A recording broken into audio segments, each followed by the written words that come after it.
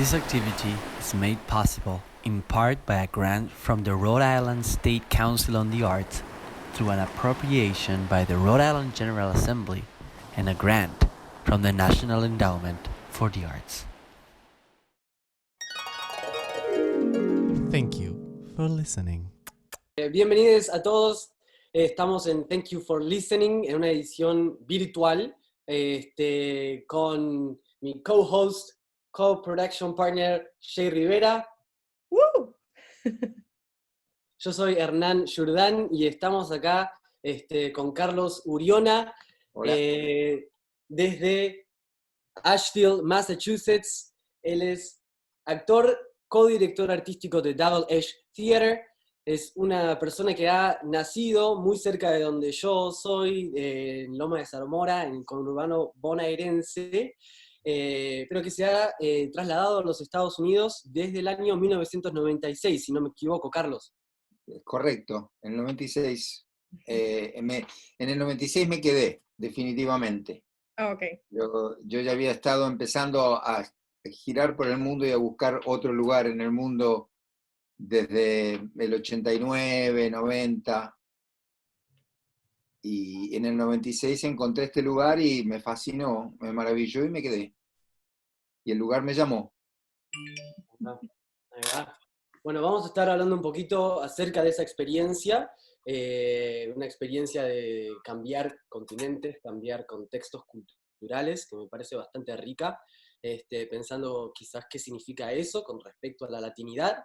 Pero también me parece importante empezar con el presente, el momento en el que estamos transitando ahora, desde diferentes lugares, a un contexto de pandemia global y emergencia sanitaria.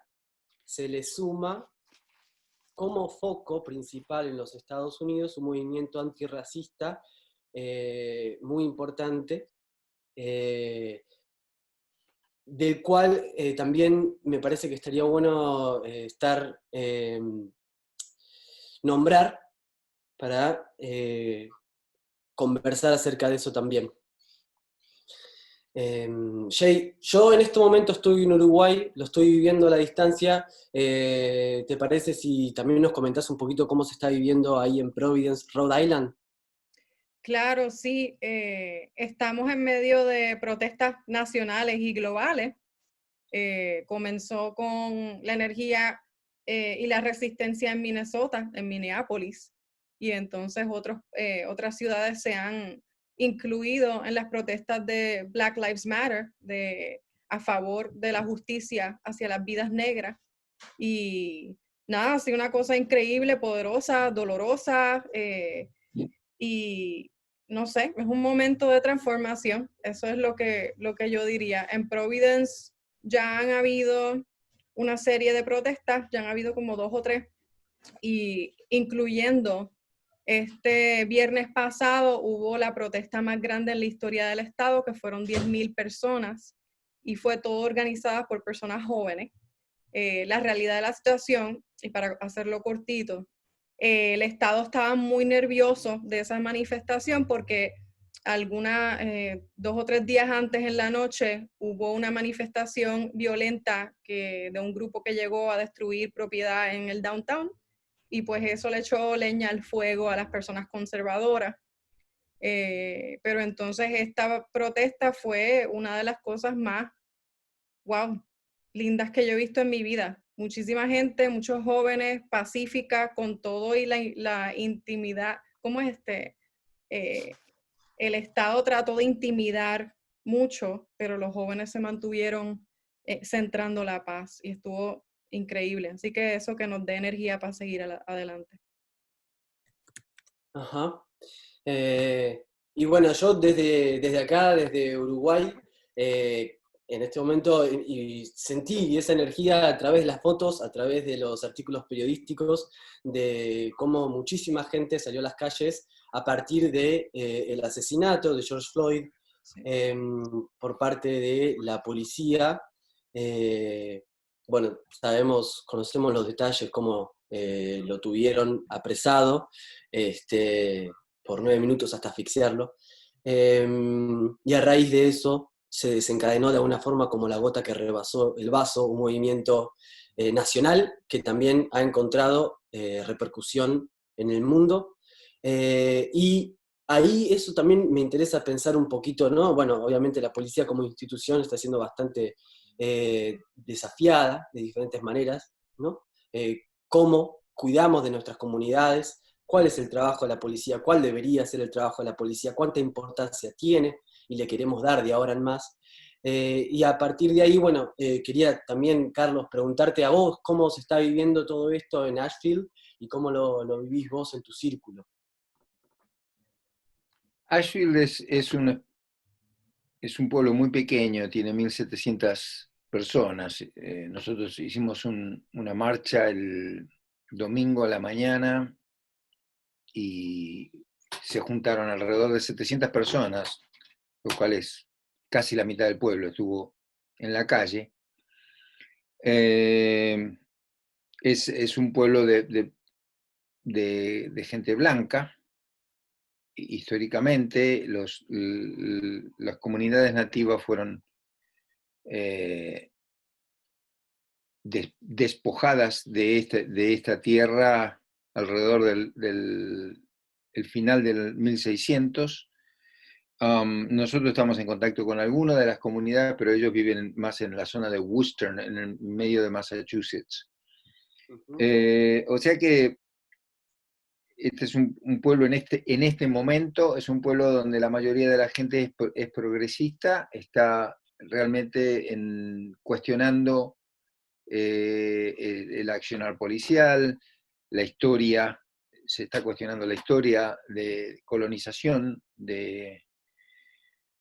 es difícil hablar de los Estados Unidos porque es como que hay muchos países dentro de un país, y es un país. Antes de empezar a grabar, Shay decía, citando a otra persona, que es como un país quebrado.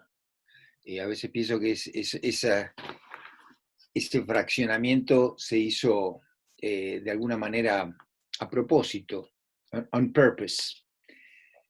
So you break it down and then you control it in a different way.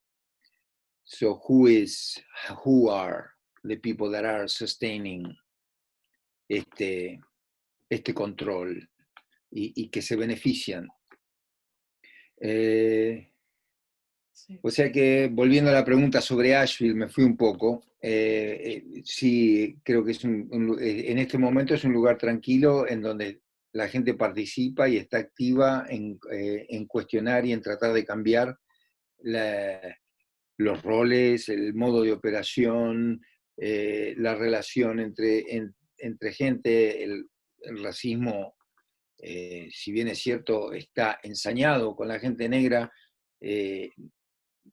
Hay racismo across the boards, ¿no? Hay racismo con los asiáticos. Antes de estos acontecimientos había toda una campaña en contra de la gente de China, que son los inmigrantes, por el tema de la pandemia. Es complejo y a la vez es claro cómo funciona y cómo ese sistema de sometimiento permite mantener determinadas estructuras sociales, ¿no? De poder y de producción. Yo mismo estoy pensando mientras te escucho cómo esta idea de que Estados Unidos on purpose ha fragmentado la sociedad para no permitir una sensación de unidad y el racismo viene a ser una pieza en ese rompecabezas, me empieza a parecer. ¿Querés ampliar un poquito más acerca de esa Bueno, fragmentación? hay gente, yo antes también lo dije, me cuesta mucho a mí emitir opiniones porque no me considero una persona con el suficiente conocimiento acerca de estos temas, ni con el suficiente, no he vivido en este país lo suficiente como para sentirme habilitado a decir ciertas cosas. Pero hay libros escritos acerca de esto, como hay un montón de material escrito acerca de cómo cómo se ha dividido y fraccionado la sociedad para sostener determinados sistemas de explotación de gente. O sea, si bien es cierto que uno ve que este país es una potencia económica y cultural mundial, también uno tiene que ver cómo se construyó esa potencia. Exacto. La esclavitud es algo innegable. Eso lo puedo decir tranquilamente porque existió y fue enorme. El uso de la esclavitud en diferentes formas o la servidumbre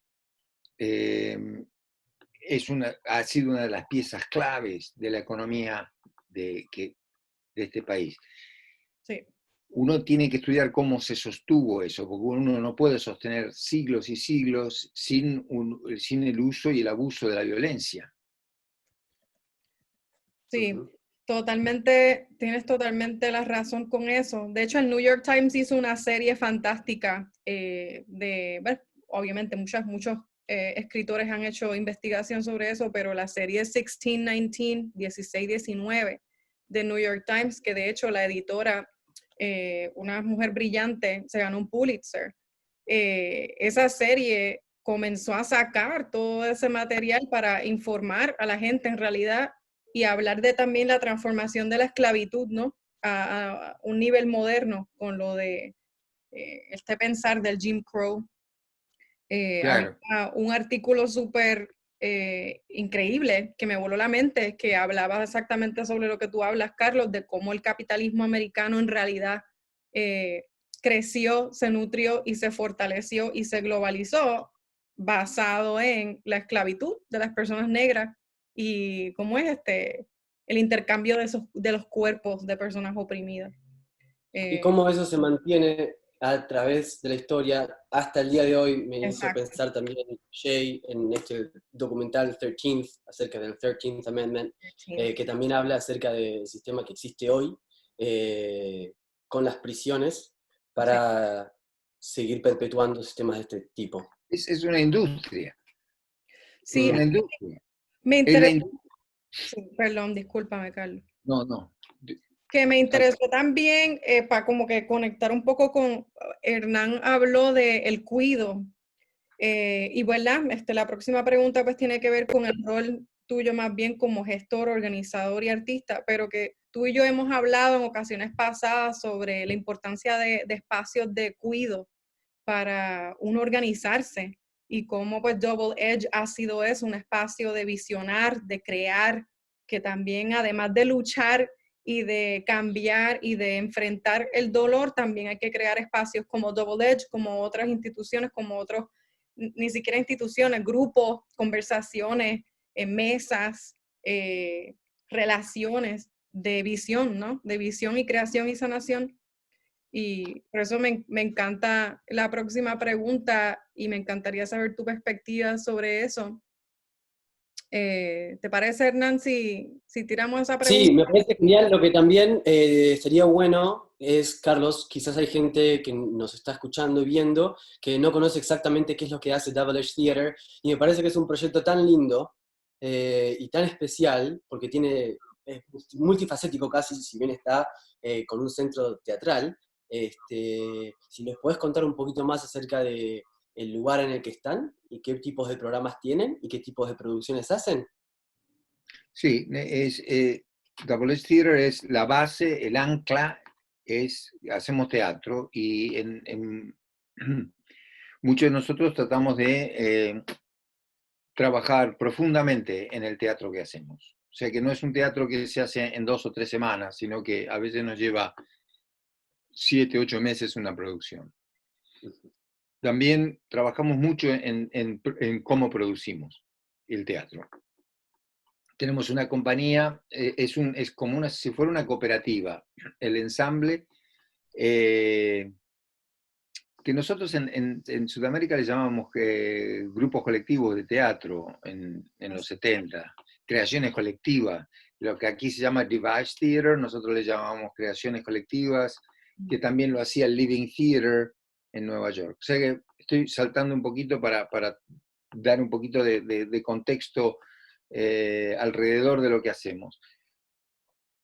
el ensamble son 12 personas que son de alguna manera los que sostienen. Me gustaría decir propietarios, pero no tenemos no tenemos como, somos owners, sí, y somos dueños, pero no tenemos los contratos en la forma capitalista, digamos. Es una sin fines de lucro, non for the profit. Y tenemos un board que de alguna manera responde totalmente a los artistas.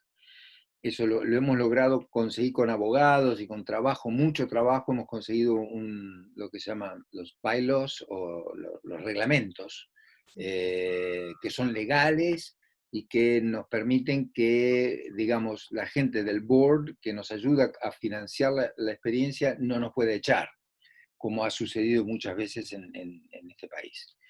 El grupo administra 50 hectáreas, 100 acres, 100 acres. La mitad de las hectáreas son de bosques y la otra mitad son de campitos.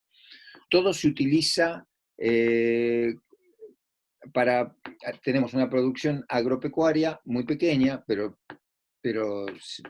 producción al fin, con plantaciones de verdura,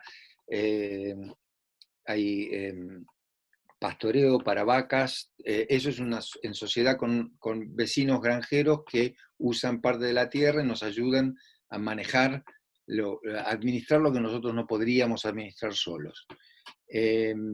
Pero todo eso además es utilizado, inclusive las vacas, en los espectáculos. Vacas, gallinas, y aparecen, digamos, los árboles, hacemos trabajos aéreos, acrobáticos, como si fuera trapecio, o soga, o telas, o palo chino, en fin, todo eso es. Nosotros también hacemos música, nos entrenamos como músicos, cantamos, tocamos diferentes instrumentos, ahí tenemos como una pequeña orquesta, en fin, y tenemos en el espacio ya hemos generado 12 venues, 12 escenarios, que Wow. incluyen 2 graneros, pero que además hay una laguna que es hermosa, que es parte de uno de los escenarios. Bueno, en fin. Wow. Sí, la laguna, wow. Cuando yo vi eso con la pieza de Leonora's World, que de hecho es una de 2 piezas sobre Leonora Carrington, la pintora surrealista, que es una de mis artistas favoritas. Eso estuvo espectacular. La obra, o sea, tú transitas el laberinto en la granja, te encuentras con estas estatuas vivientes, estos momentos vivientes de las pinturas de ella, y termina en la laguna, en una cosa espectacular, bellísima, que jamás y nunca yo he visto algo así. Wow, increíble. Gracias. Igual vamos, hay Gracias. que pensar un poco también, me gusta poner las cosas en perspectiva a veces de cómo el proyecto este suena increíble, pero no siempre las cosas se te dieron así. A vos, Carlos, vos has vivido en Argentina durante un momento bastante duro, bastante difícil, la dictadura militar que empezó en 1976. Después de la cual hubo un saldo de 30.000 personas por lo menos desaparecidas, torturadas y bebés nacidos en clandestinidad. Y vos transitaste eso como artista y organizador de movimientos artísticos en un contexto en el que la libertad de expresión estaba restringida, so pena de poner en propio riesgo la vida de las personas. Si vos mirás ese evento en tu historia y dónde estás hoy, es un recorrido, bueno, me parece que quizás inesperado, ¿no? Pero también me interesa mucho que nos compartas, si te parece, cómo transitaste ese momento, cómo te ha hecho mirar el presente, y bueno, quizás esas cosas de alguna forma se conectaron por lo que vos deseabas en algún momento, el lugar que vos deseabas encontrar en algún momento, y cómo eso se vino a materializar hoy en Double Edge. Sí, nunca. Hay algo adentro mío que nunca lo abandoné, ¿no? Y esto empezó cuando en 1976, en el golpe de Estado, yo tenía 20 años. y ya hacía 2 años que había terminado la escuela secundaria, el high school, y, y- y estaba en la universidad. Había empezado a estudiar antropología, pero yo hacía teatro yo. Y inmediatamente yo fui sospechado de terrorismo y de alguna manera me tuve que esconder. Hacer Inclusive hice... ¿Mm? hacer teatro nada más. Por estudiar antropología, más que nada. Pero también porque ya militaba políticamente, yo tenía actividad política en grupos progresistas, entonces inmediatamente ya estabas fichado, ¿no? Para que ¿Cómo quede sucede claro aquí? también, ¿Mm? si puedo agregar un poquito a esta historia, Carlos, por lo que me ha llegado de mi mamá, por ejemplo, lo que ella me contaba, estudiaba literatura ella en ese momento, y en el aire, digamos, todo se sabía que había un riesgo muy palpable de que la policía, digamos, caiga a tu casa con Sí, un Ford, Falcon, si no me equivoco, autos verdes, gente vestida de civiles, entraban a tu casa, y te secuestraban, Jay. Lo digo porque quizás hay cosas que no se saben, obviamente, pero obviamente todo esto es muy particular, ¿no? De este periodo argentino. Eh, y mismo las libretas de contactos, que a veces uno en ese momento tenía, ¿viste? El teléfono de Miguelito, The Manuel, Shake, yeah. el teléfono de Jay, claro. Entonces, cuando eso caía en las manos del gobierno de facto en ese momento, todas esas personas pasaban a ser considerados sospechosos, simplemente por el hecho de o estudiar antropología o literatura, más que nada estas carreras apuntadas al espíritu crítico y al estudio de la sociedad, me parece, ¿no? Y el arte, por supuesto. Sí. El modo de operar era muy similar a lo que vimos con George Floyd, ¿no? Un grupo de 4 o 5 paramilitares, que eran se llamaron paramilitares, pero eran entrenados por los militares, eran militares, y muchos de ellos con grado, capitanes y eh, gente que en su mayoría también sería importante que algún día se hiciera este estudio, tenían serias alteraciones mentales, ¿no?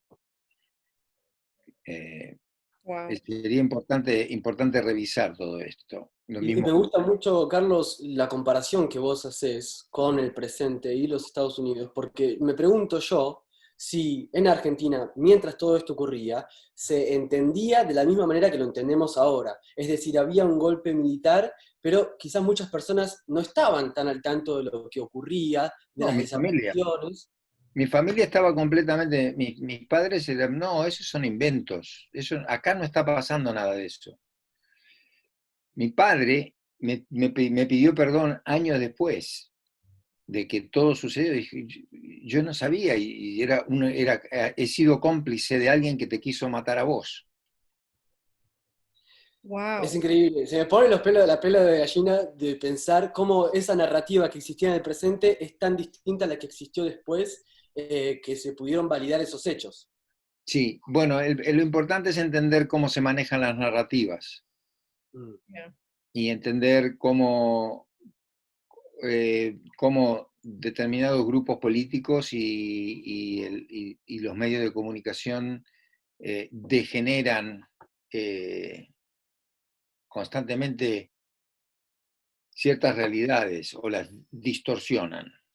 Este, y cómo eso, inclusive hoy por hoy con las redes sociales, ¿no? Vivimos en una situación semejante. El tener acceso a la verdad, que hoy está, por ejemplo, una de las grandes herramientas con las que cuentan estos grupos es el cuestionamiento de la verdad. Claro. Eh, Una estrategia totalmente a propósito y sí, gaslighting, ¿no? En Puerto Rico también tiene una historia, bueno, toda la historia de las manifestaciones y la revolución que ocurrió en Puerto Rico por los nacionalistas fue borrada por eso mismo. Y de ahí claro, pues hace pensar también, por eso es tan importante el rol de los periodistas que no están afiliados y nosotros como artistas que protegemos, salvamos, preservamos la narrativa y la transformamos para poder, ¿cómo es? echar luz a lo que de verdad pasó, a que se hablen de las cosas desde el espíritu y desde la sanación, ¿no? Y también enseñar las cosas, las atrocidades, porque, no sé, por eso es que me recuerda muchísimo el poder y la importancia que tenemos ahora mismo nosotros los artistas para reconstruir narrativas y también retomarlas, nosotros contar nuestras propias narrativas para que los opresores o las personas con poder que quieren hacer daño o los poderes que quieren hacer daño no continúen quitándole la narrativa a las personas. Eso es lo que está pasando también a nivel nacional. Y me parece que es Sí. un poquito, Carlos, para volver a la pregunta inicial, del trabajo que vos quizás estabas haciendo también como artista y organizador durante este periodo histórico, ¿no? Sí, y todo ese trabajo fue lo que de alguna manera me dio una enorme, un pilar y la fuerza para hacer lo que estoy haciendo hoy. Una de las cosas que uno tiene, lo que ustedes están diciendo como jóvenes, por ejemplo, a mí me parece muy importante que eso se mantenga vigente, ¿no? Y presente todo el tiempo. El, en ese momento, cuando todo esto empieza a suceder, una de las cosas que el grupo mío, yo siempre trabajé generando grupos y generando propuestas culturales, digamos, contracultura, lo que nosotros llamamos contracultura. En lugar de desanimarnos de alguna manera o de abandonar, en ese momento lo que empezamos a hacer es cómo generar en las condiciones en las que estamos viviendo. Y uno tiene que ser humilde con las expectativas. Uno de los problemas que siempre tenemos los seres humanos son las expectativas, ¿no? Y lo que yo llamo es especulación. La especulación generalmente es un problema porque, porque uno se basa en cosas que no son reales, sino en aspiraciones. La aspiración está buenísima y está bárbara y hay que defenderla. Uno tiene que tener la aspiración, pero después uno tiene que volver este ejercicio paradojal, ¿no? Como si fuera taoísmo. Uno tiene que volver al lugar donde la realidad te dice, no, esto no lo vas a poder hacer como vos lo querés hacer. Y entonces la pregunta es, bueno, ¿cómo lo hago entonces?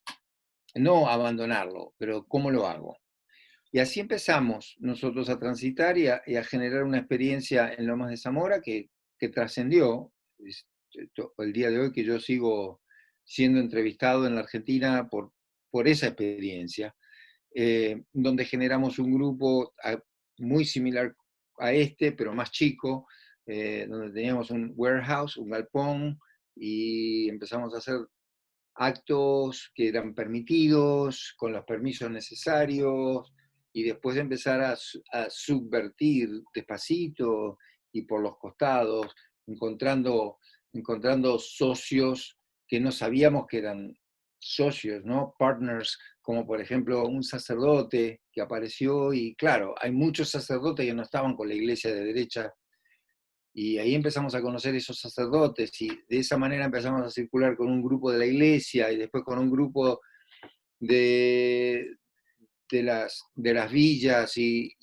fue empezando a crecer y manejándonos muy bien en cómo mover el cuerpo para que no te capturen. Aún así yo fui detenido 3 veces, mi hermano también, mi hermano sufrió un poco más que yo, él falleció, ahora, de muchos años después, pero bueno, tuvo más, probablemente más castigo que yo. Pero pudimos pasar, y al pasar pudimos crecer, y uno de los conceptos que siempre tuvimos es cómo aprendemos a producirnos. Cómo aprendemos a generar los recursos necesarios y a manejarlos, no generarlos, pero manejar los recursos necesarios para poder sostener estos emprendimientos culturales, artísticos. Y eso de alguna manera fue lo que vine trayendo. Cuando llegué y me encontré con esto acá en el año 96, fue como, perfect matching. Es un poco un ejercicio entre la limitación de la realidad, digamos, y los deseos y los anhelos que tenemos, ¿no? Cómo coincidíamos esas cosas. Sí, Sí, sí, y qué interesante, a mí ¿cómo es me llegó el hecho del ocupar espacio, el que, no sé, como que hay algo dentro de movimientos artistas y también específicamente cuando uno viene de contextos, de contextos políticos complicados, hay algo muy, muy profundo en ocupar espacio y hacerlo de uno. Y pues entonces pensando en tu experiencia y qué hermosa y conectándola claro con Ashfield, yo me mudé de Puerto Rico y trabajé mucho tiempo en AS220 por ese mismo espíritu de que AS220 comenzó así. Yo cuando pequeña comencé ocupando espacio, aunque nunca pude hacer los míos porque era muy joven, pero que es algo hermoso porque es como poner en espacio físico, sembrar esa visión del futuro o del mundo que uno quiere ver, ¿no? De liberación y de visionar y también, y qué peligroso puede ser eso, ¿verdad? Y en tu caso lo era directamente. Yo te veo haciendo eso, Jay. En lo que haces, generalmente yo pienso, qué bella forma de ocupar el espacio, ¿no? Con la poética o con lo visual o con los movimientos y en dónde lo haces. Ay, muchas Eh, gracias, mira. sí, y quizás el sostener un espacio propio es algo que lleva tiempo y en principio, sobre todo cuando venimos o provenimos de lugares sociales donde no tenemos ese tipo de acceso. Yeah. Entonces, la asociación es muy importante, el partnership es Yeah. muy importante. Asociarnos con otra gente es muy difícil, es muy, muy difícil, pero es muy importante y yo creo que es necesario y de alguna manera influencia el hecho estético también. Absolutamente. Me parece que así también vamos encontrando de a poquito o reconstruyendo la idea de hogar, ¿no? Yo pienso y te escucho hablar a vos, Jay, también acerca de tu trayectoria en AS220, que es un centro cultural en Providence, Rhode Island, que empezó como un grupo de 4 o 5 artistas que querían un espacio para crear, un espacio que podían sentirse como que era de ellos, ¿no? Me parece que eso es un poco lo que tenemos también en los artistas, es de querer habitar un espacio trayendo toda nuestra persona, toda nuestra identidad, no teniendo que negociarla o dejando algunas partes afuera de eso, porque es al fin y al cabo una riqueza, un lugar desde el cual poder crear. Y eso a veces también me parece que, bueno, ese fue el motivo por el cual también siempre me sentí atraído hacia los centros culturales, como espacios radicales, ¿no? De organización entre artistas, pero más que nada de poder conocer y estar con otra gente. Y eso en los Estados Unidos a veces se ha traducido en vincularme con gente que se identifica con la latinidad. La puta madre, qué término tan complicado.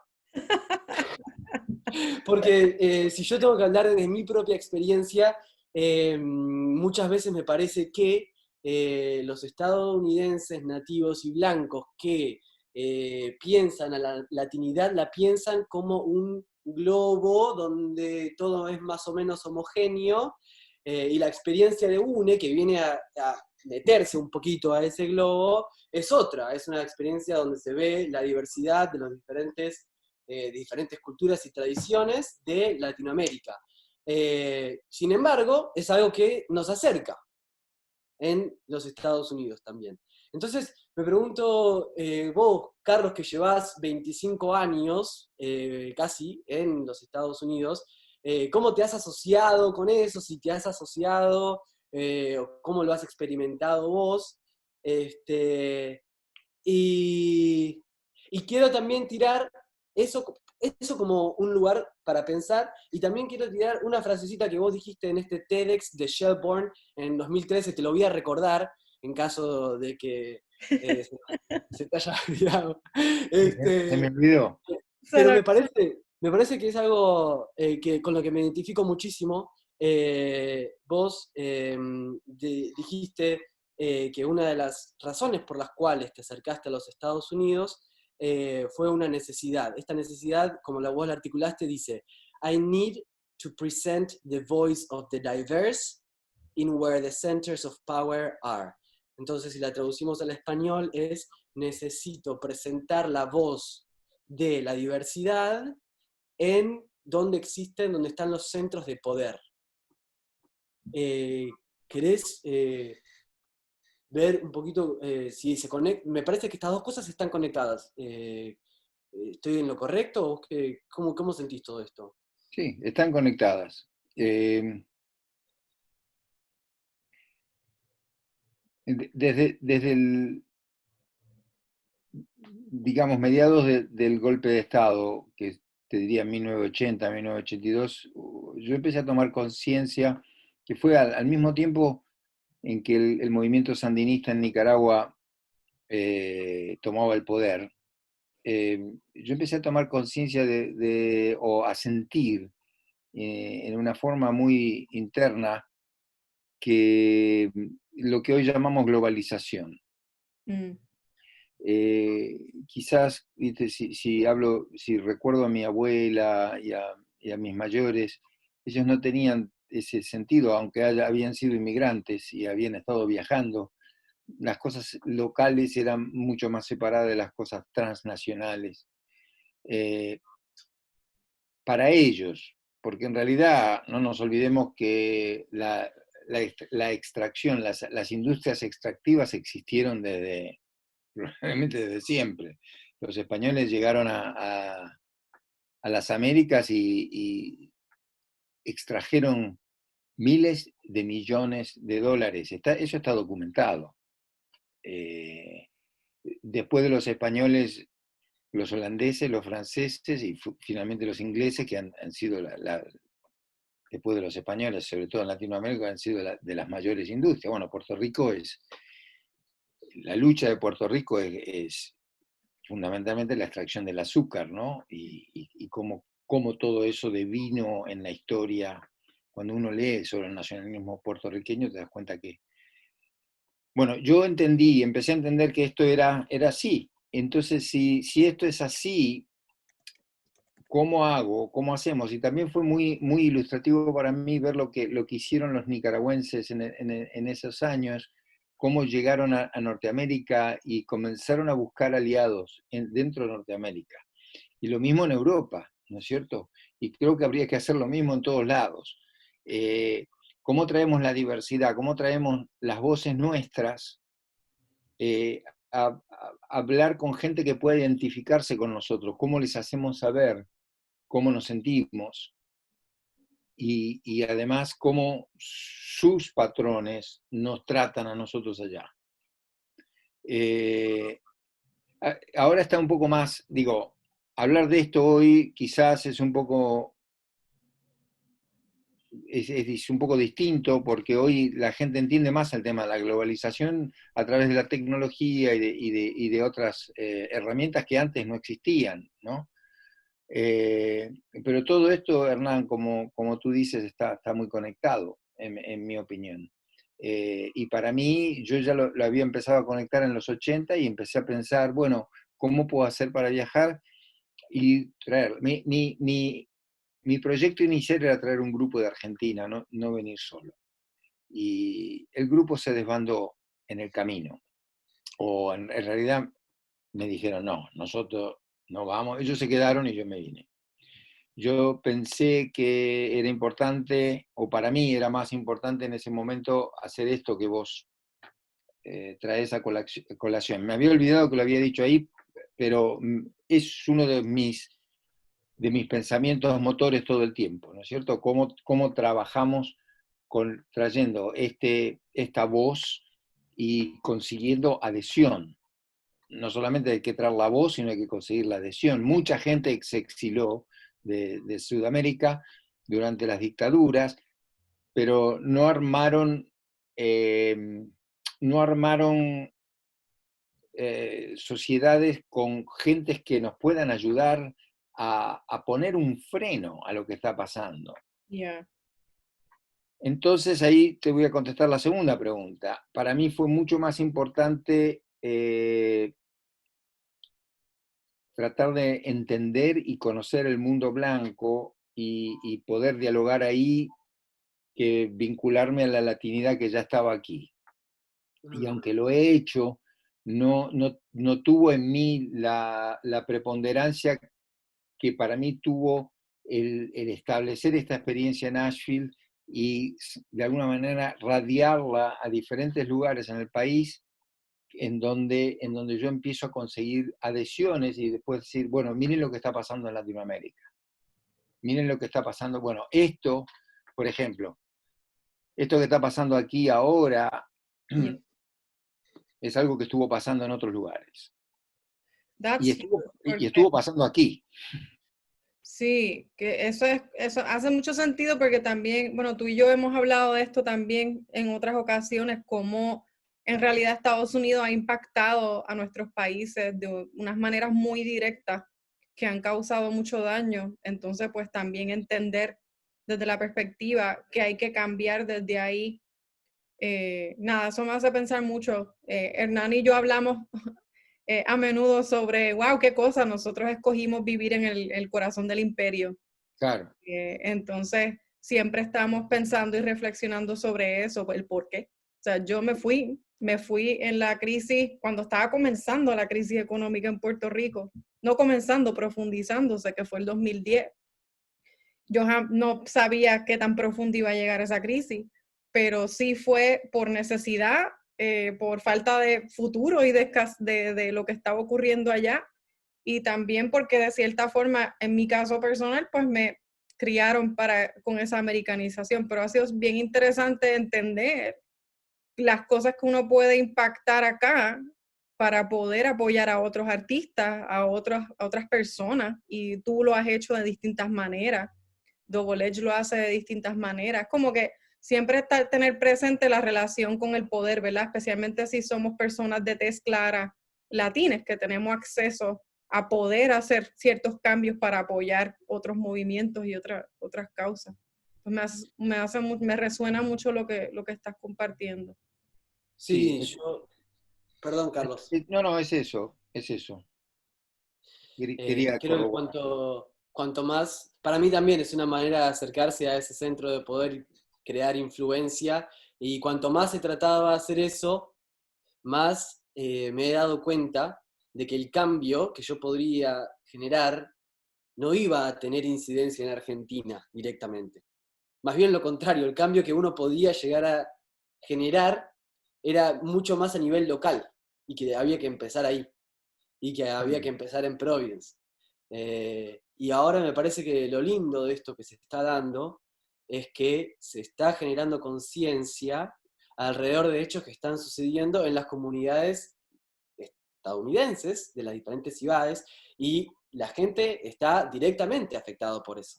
Sí. Entonces, generar conciencia a ese nivel, quiero creer yo, también es una manera de que se plante la semilla de la empatía para poder después entender otras realidades. Porque me parece que si uno no tiene esa experiencia en su vida personal, se va a hacer muy difícil poder entender a una persona de otro país. Ahora, Jay, vos y yo somos de países distintos, con historias distintas, pero me parece que sí compartimos un tipo de historia que nos permite acercarnos. Sí. Y eso me parece que es lo que se está empezando a generar ahora a través de un movimiento de Black Lives Matter y muchos otros gestores, trabajadores culturales, que han venido trabajando hace muchos años y que por eso también es posible de que se vayan uniendo estas historias. Y a partir de ahí, que poder estar haciendo lugar a eso, ¿no? Haciendo lugar a esas voces Sí. y generando cambios en esas localidades, comunidades en primera instancia. Pero es increíble, Carlos, también, porque siento que esta idea que vos tenés tan presente y que me parece que te sirve de motor para activar cosas, es algo que también yo he sentido muy fuerte y me parece que tiene que ver con un gesto casi hasta de amor. Porque ¿quién te manda a irte a vivir al centro del corazón del lobo, digamos, ¿no? A meterte ahí en la boca del lobo? realmente me parece que es un acto de querer realmente sacar esto de raíz, ¿no? De poder combatir a esto de raíz. Vos lo vivís así, me parece que es una idea que la has tenido hace mucho tiempo y quisiera saber si ha evolucionado o si todavía al día de hoy sigue de alguna forma igual a como la tenías antes. Sigue igual. I think that we need to be also careful because this is we're going to be interrupted and manipulated. Exacto. So hay que ver esto. Tenemos que vernos de prestar atención, estar muy atentos, muy alertas, pero sigue igual. Creo que ha habido progresos y ha habido retrocesos, las dos cosas. Mm. Y además, también es cierto que uno tiene que aprender de que, por eso me cuesta hablar de Estados Unidos mucho, porque hay gente maravillosa, Claro. hay gente espectacular, de un espíritu fenomenal, y hay de todo. Y no nos olvidemos, es un país de 350 millones de habitantes, vas a encontrar millones de personas que no van a estar de acuerdo contigo, millones. O sea, que son ejércitos de personas que no están de acuerdo, pero también hay ejércitos de personas que van a estar de acuerdo. Y entonces, bueno, y hay montones de grises.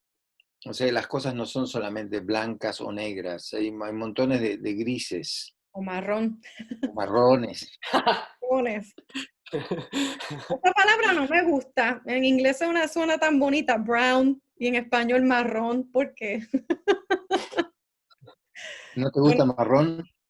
Me encanta el color, como No, nosotros. la palabra. La La palabra marrón, palabra me suena extraña. la palabra marrón me parece que viene del árabe. ¿De verdad? Ok. Sí, es una de las tantas palabras que viene. Nosotros tenemos alrededor de 2000 vocablos en el habla castellana del árabe. Oh, wow. Camisa, pantalón, son todas palabras árabes. Oh, wow, excelente. Parece que marrón también. Te lo voy a buscar y después te mando. Ah, pues está bien. Yo creo que Porque es que me recuerda como una herramienta, bueno, fíjate, ahora pensándolo bien, quizás me gusta mejor, una herramienta para darle un marronazo a algo. la, Solís se me sale lo boricua. la palabra herramienta, Qué también el herramienta. color viene del fierro, de hierro, errar. Ah, wow. Eh, y también tiene el color marrón, el hierro. Sí, tienes razón. El óxido de hierro es marrón. Es marrón. Wow, sí. Este, Y también sobre Estados Unidos, pues tú lo mencionaste ya que es como un lugar tan grande y cada estado es como un país distinto, que obviamente qué difícil lograr que un lugar tenga unión de por sí, si es tan distinto. Cada ciudad igual, es como cada ciudad es como una persona distinta, totalmente.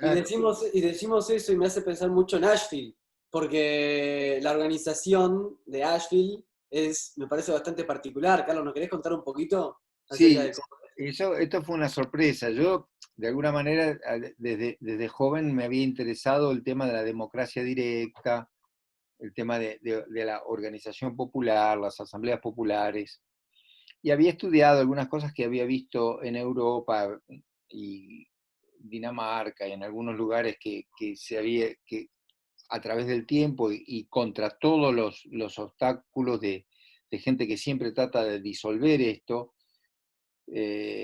había habido experiencias de comunidades, de pueblos que se podían organizar en forma de democracia directa. Bueno, en fin, yo vine aquí sin saber nada, ni siquiera dónde aterrizaba, pero al poco tiempo de estar acá me doy cuenta, upa, este pueblo es una democracia directa.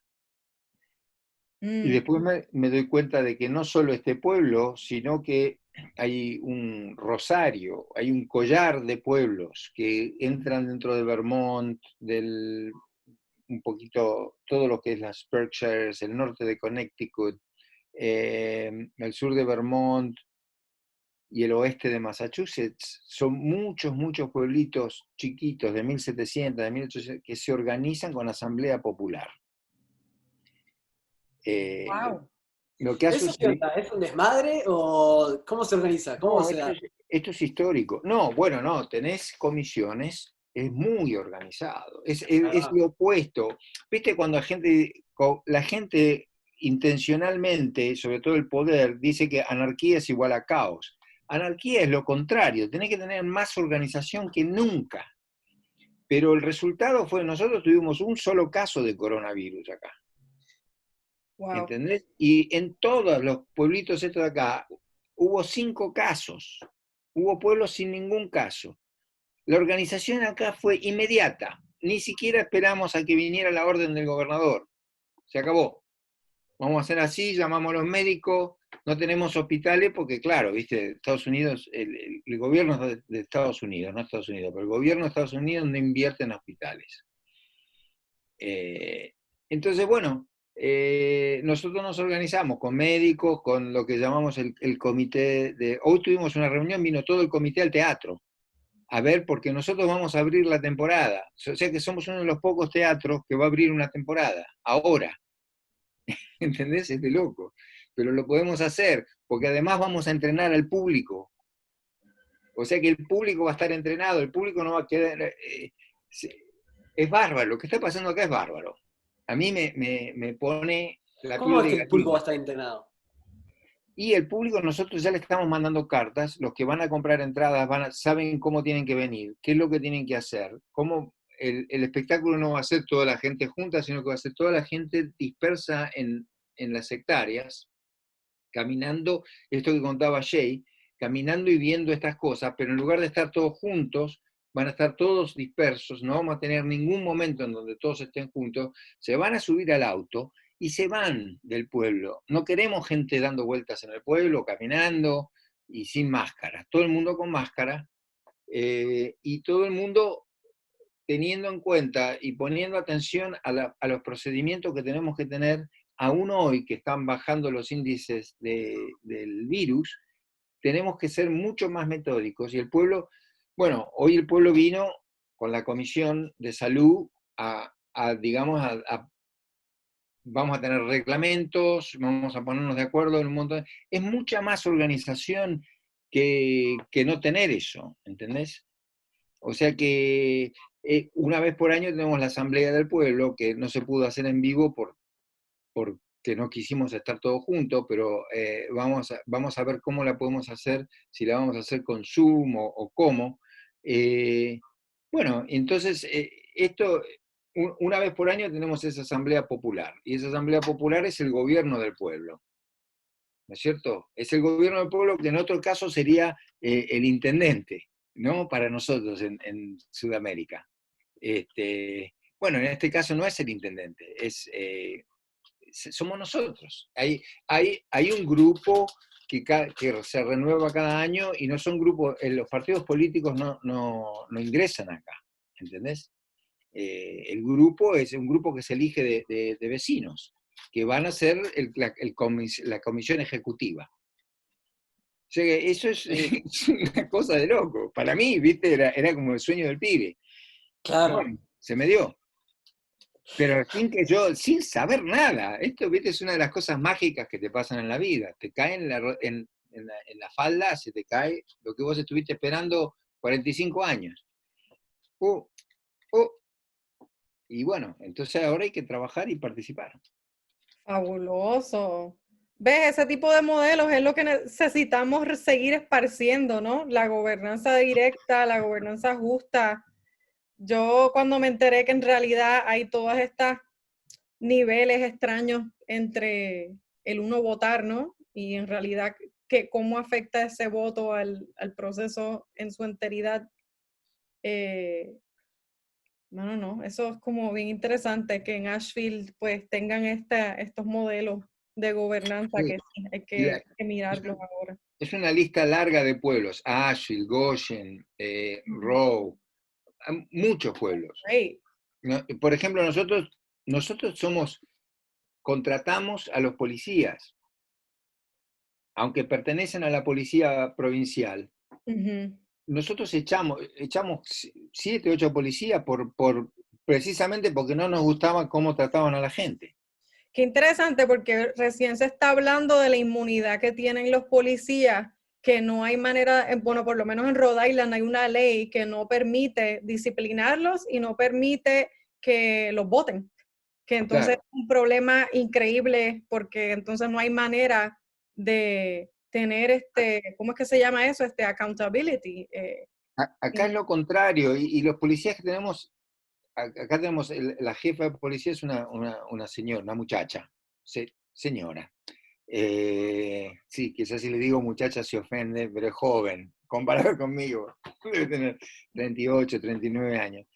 Para mí es una niña. Es maravillosa, es una muchacha maravillosa.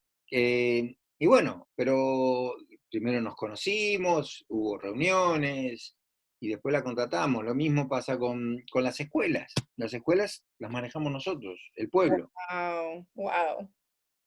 Es increíble Entonces, también, y me parece, Jay, que nosotros con Thank You for Listening es un poco lo que queremos hacer, expandir el diálogo, ¿no? Y comunicar estas narrativas a la gente, porque hablando de esas narrativas, digamos, a lo mejor sí, la gente tiene una cierta idea de lo que significa la democracia directa, o cierta idea de lo que significa la anarquía, o cierta idea de lo que significa el socialismo, pero en la práctica se dan cosas que son bastante interesantes, me parece. muy interesante. Así que nada, sí, disculpa. No, es muy interesante. Sí, Es fascinante para mí. Y es muy difícil. Esto es muy difícil, requiere mucha organización. Están, está el comité de planeamiento, porque por ejemplo nosotros no permitimos la construcción masiva de viviendas. Entonces tenemos una casa grande para gente de pocos recursos, es una casa que tiene alrededor de 12 unidades, 12 departamentos. Pero está, inclusive esa casa era el viejo hotel del pueblo, del Wow. 1700. O sea que nada es creado con esta nueva, Sí. ¿no?, criterio de construcción. Entonces está todo, la zonificación, todo el planeamiento, el agua, todo lo manejamos nosotros y está regulado para no perder de alguna manera el espíritu y la sensibilidad que tiene este pueblito. Qué le estás lindo. haciendo muy buena publicidad a Asheville, Carlos, Sí, cuidado, sí, ya sé, no tendría que hacer esto, ya Sí. sé. No, pero también que el hecho de que pues es como un espacio protegido en su burbuja de versus otras ciudades que hay unos intereses capitalistas que son súper violentos y agresivos que, que sí, que quieren desarrollar, quieren zonificación, quieren housing, quieren traer estas corporaciones grandes y que en realidad eso es lo que extrae, lo que daña y lo que separa. Separa a la gente, daña el ambiente, daña las vidas, causa daño. Y es un círculo vicioso, porque en realidad el tema del housing, de vivienda, el problema de la vivienda y la solución de traer gente desde el campo a trabajar en la ciudad no es no es una solución real. O sea que trae gente, en un primer momento la gente está empleada por una fábrica, la fábrica por cualquier razón cierra, porque, porque los empresarios cierran cuando se les da la gana, no tienen ninguna responsabilidad social, ¿no? Lo único que tienen es, entre comillas, una responsabilidad financiera que no es cierto, porque cuando decretan la bancarrota, y esto está estudiado desde el 1700, la bancarrota es una manera de hacer dinero, el bankruptcy, no pierden nada, el individuo no pierde nada, al contrario, ganan dinero declarando quiebra. Wow, yep. ¿No? En Argentina nosotros le llamamos quiebra a la bancarrota. Declarás la quiebra y ganas plata. Entonces no hay ninguna responsabilidad. Y lo único que hiciste fue traer un mar de gente. ¿Viste qué pasó con montones de estos pueblos? No Asheville, pero hay montones de pueblitos acá que son post-industriales, en donde había fábricas de metalurgia y fábricas de telares y tejidos. Todo eso quedó abandonado y volvió a ser rural. O sea que la solución rural, por ejemplo, la dicotomía rural-urbana, no está, nunca es considerada como una dicotomía real, ¿no? Y yo te digo, para nosotros en este momento, incluyendo con la crisis económica, que no hemos hablado todavía de eso, pero eso existe, ¿viste? Este país acaba de entrar en una de las recesiones más grandes de la historia reciente, ¿no es cierto? Ya estamos en recesión, o sea que va a haber crisis. Para nosotros, vivir aquí, no sé, somos 12 los artistas y tenemos 8 contratados, o sea, los 20 que vivimos aquí, nos es mucho más accesible el tener comida, luz, agua, las condiciones básicas. Tenemos niños también, ¿no? Como parte de las familias que forman parte de la cooperativa. Eh, Abastecer esas necesidades básicas nos es mucho más, no digo que sea fácil, pero es más accesible que si estuviéramos viviendo en una ciudad en donde no tenés nada. Y vivís en un departamentito y no puedes cultivar tus tomates, no puedes poner la lechuga, ¿no es cierto? Sí. Sí. Nosotros estamos, viste, tenemos los zapallos listos, todo está viniendo. Por lo menos por un tiempo vamos a estar cultivando. Y en invierno podemos ir a buscar hongos en el bosque. Ah, wow. Hay montones de recursos. Sí, eso es súper importante lo que tú compartes. Un compañero recién dijo algo que se me quedó en la mente. Dijo, tanto corre y corre para abrir la economía, pero pronto se van a dar cuenta qué economía queda. Y es como que ya están cerrando muchísimos lugares. Y también, aunque se abra la supuesta economía, ¿cuánto van a durar esos lugares que van a perder el 70% de su ingreso porque la gente todavía está traumada, ¿no? Y con miedo y guardando dinero. Y desocupada, porque hay 40 millones de desocupados. Sin trabajo. Yep. Sin trabajo, entonces, ¿quién va a gastar plata? Exactamente. No, ahora se aproximan unos tiempos muy difíciles. Exacto. Para mí, si uno se acostumbra a vivir en zonas, y tú, Hernán, has estado en zonas rurales en Uruguay, yo viví de chico en zona rural en Argentina, en la provincia de Buenos Aires. Yo no me crié en Buenos Aires, yo fui a Buenos Aires después.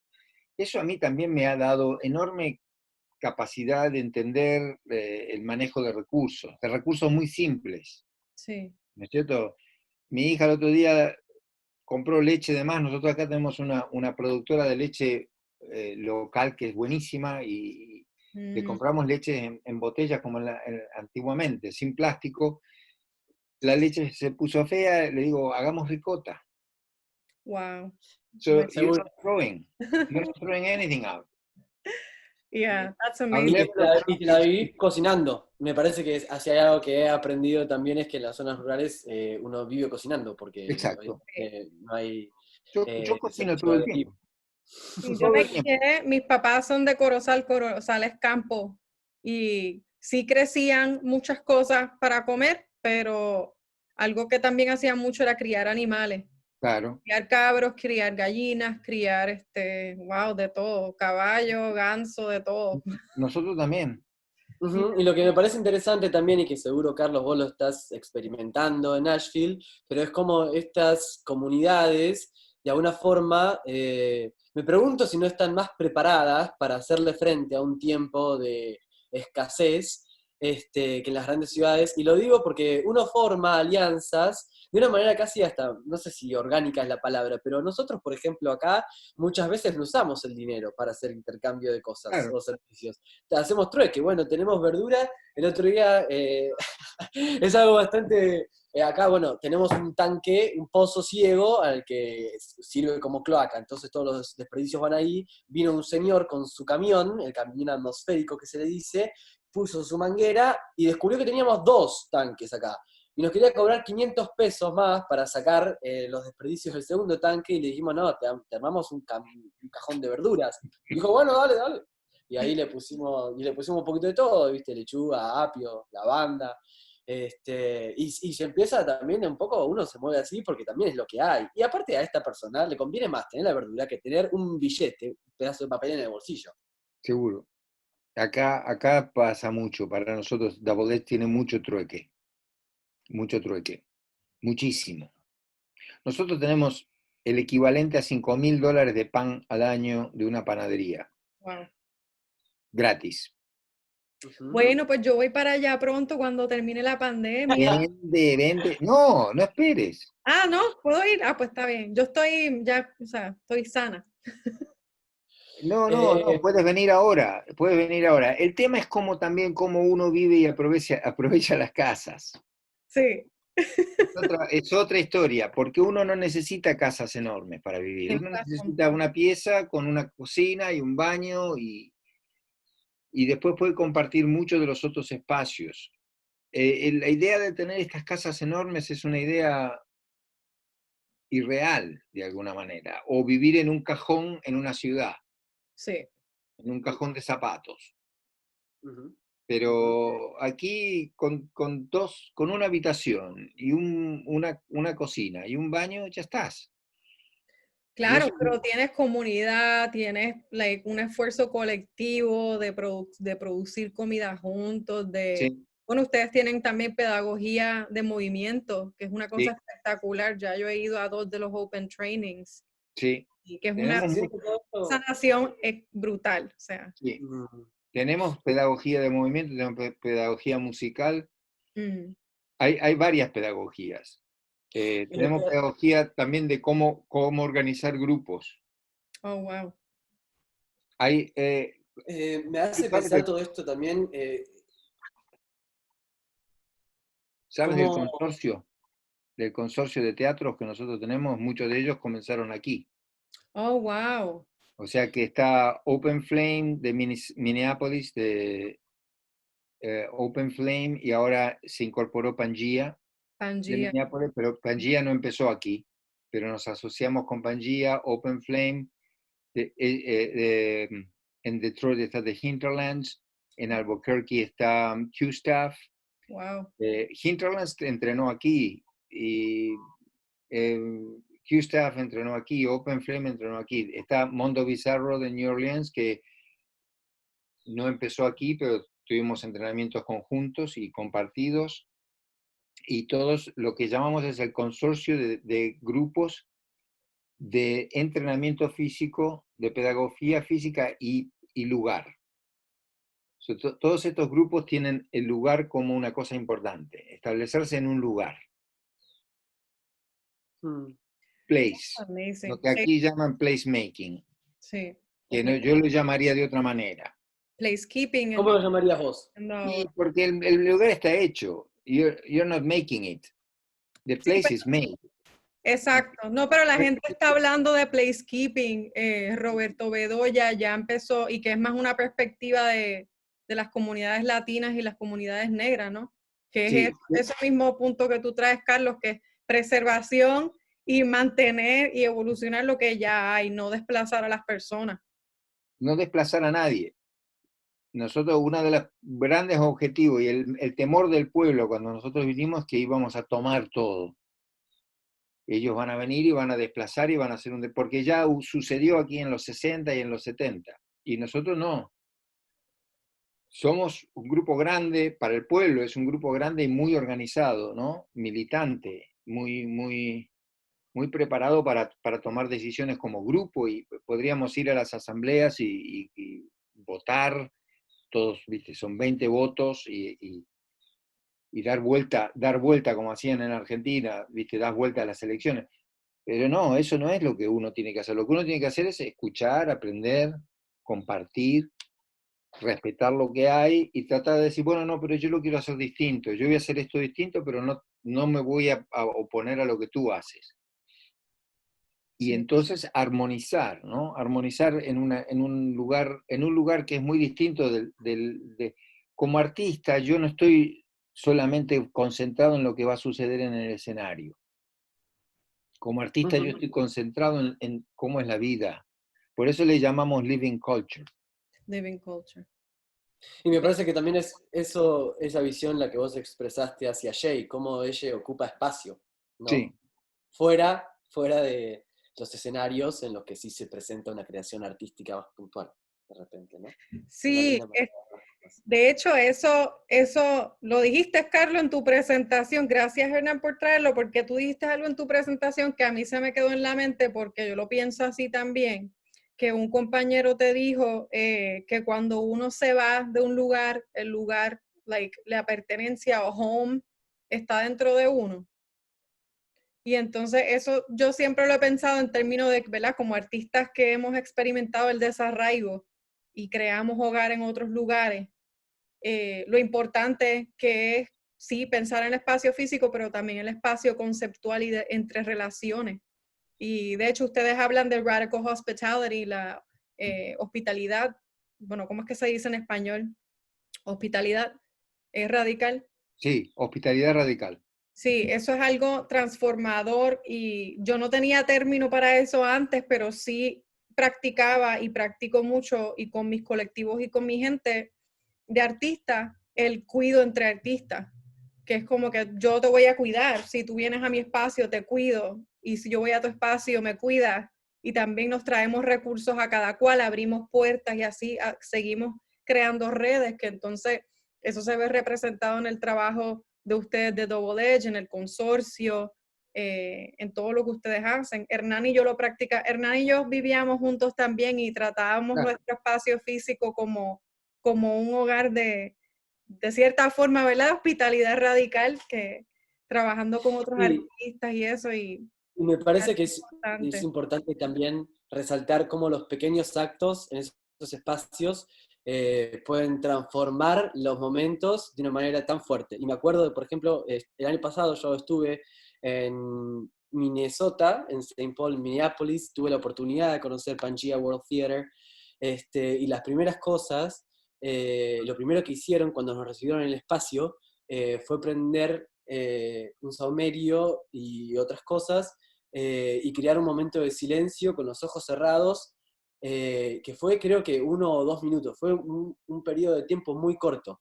Pero en ese momento mi colega Flannery y yo veníamos de un día muy ajetreado, y poder tener ese respiro para después conectar entre nosotros, la verdad que nos dio un marco completamente distinto. Nos trajo con mucha más intencionalidad y mucha más presencia al espacio que estábamos compartiendo. Y fueron 2 minutos, ¿eh? Para to disrupt también un poco el espacio mental y abrir otras cosas. Quiero también recordarnos que estamos pasaditos un poquito la hora, en verdad no es importante, se dieron un montón de cosas que fueron... Nunca me pasa eso. Nunca nos pasa, ¿no? Nunca. Eh, Es la primera vez. ¿Qué cosa, Carlos? Che. Bueno, está bien. Siempre excepciones. Sí, siempre tiene que haber una primera vez. La excepción prueba la regla, digamos. Pues Carlos, qué placer hablar contigo siempre, siempre. Y gracias por aceptar la invitación, ¿no? De tener esta conversación con nosotros. Es un honor estar con los dos. Les des. ¿Cómo se dice ahora? ¿No? Puedes decir los dos. Like, we're figuring it out. Igual, we're figuring out. Yo lo pienso de la siguiente manera, si sirve. Los es el artículo que alude al género de las personas. Dos es el sustantivo que no cambia. Claro. Les dos. Dos. Gracias. Pero, sí. Wow. Y, Carlos. ¿Me resolviste? O sea. Estamos con el color marrón, el número 2. Estamos haciendo una apertura en el lenguaje importante. Carlos, y me interesa también un poquito compartir estos recursos de los que vos estuviste hablando, de las diferentes pedagogías. Nosotros estamos en el portal de Thank You for Listening, compartiendo diferentes tipos de recursos, y me parece que estaría bueno para que la gente sepa de eso, así que después cuando tengamos un minutito, si podemos conectar para compartir la fuente, sería genial, si te parece. Sí, o podemos quedarnos un segundo en línea después que terminamos. Hagamos eso. Como hacemos en la radio. Y con eso cerramos. Gracias a todos los que se nos sintonizaron para esta entrevista a Carlos Oriona de Double Edge Theater, and thank you for listening. Y ahí va. Y ahora sí que me traigo la botella de vino.